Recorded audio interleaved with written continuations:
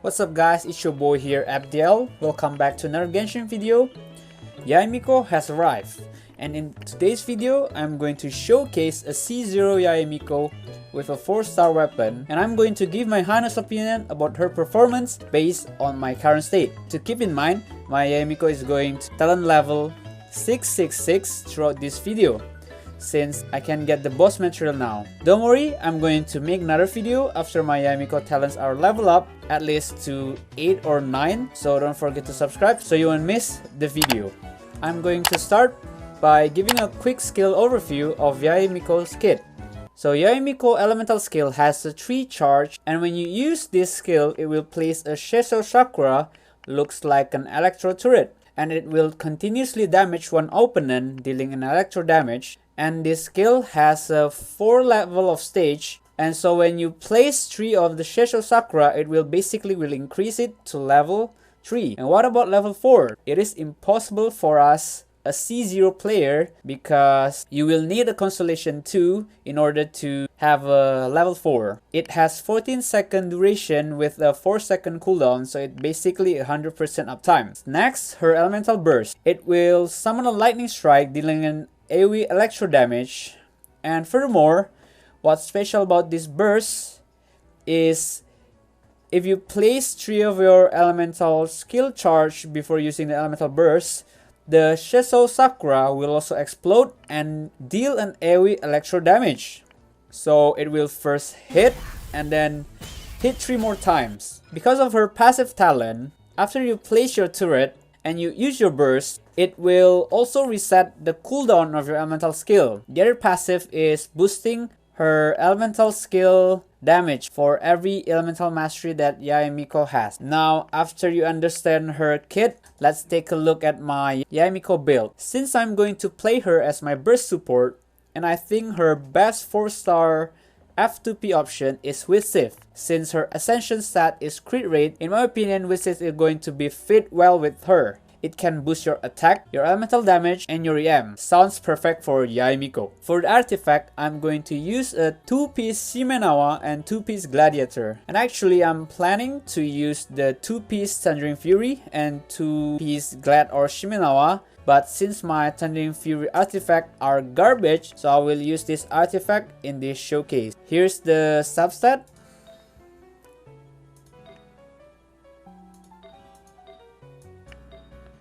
So I'm going to use attack percent sense on her. I'm not going to use ER or EM because I will run her with Raiden and I don't think EM is worth it. Now she is level 80 out of 90, C0, and here's the overall stats. I have 84% crit rate and 200% crit damage, and I managed to have a 140% energy recharge. And I think this is a sweet spot since I already have another electro character in my team. Okay, that's my Yae Miko build. So now I'm going to test her raw damage without any buff. As usual, we're going to bring her to Cryo Regisvine.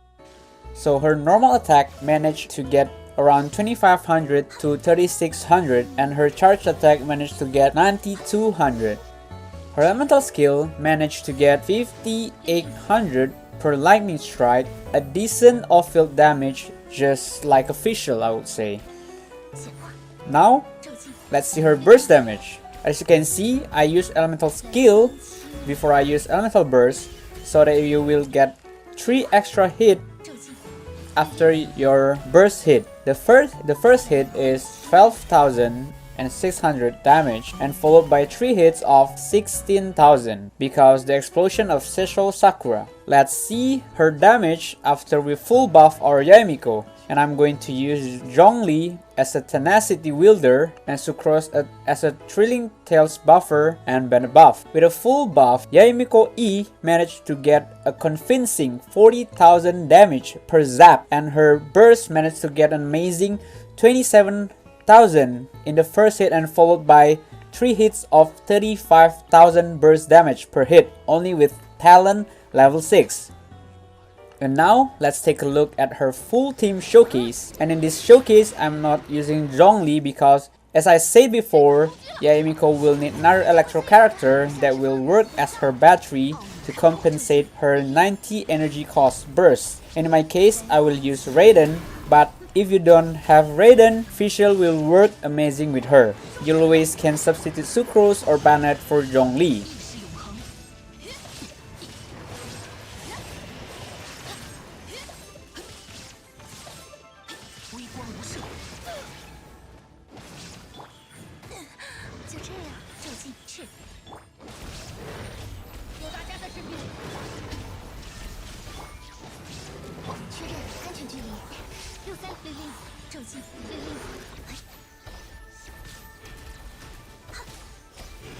And after murdering some overworld boss, it will not be complete if we don't bring her to the Abyss. For the Abyss, I will use Yae Miko with Raiden, Xiangling, and Bennett.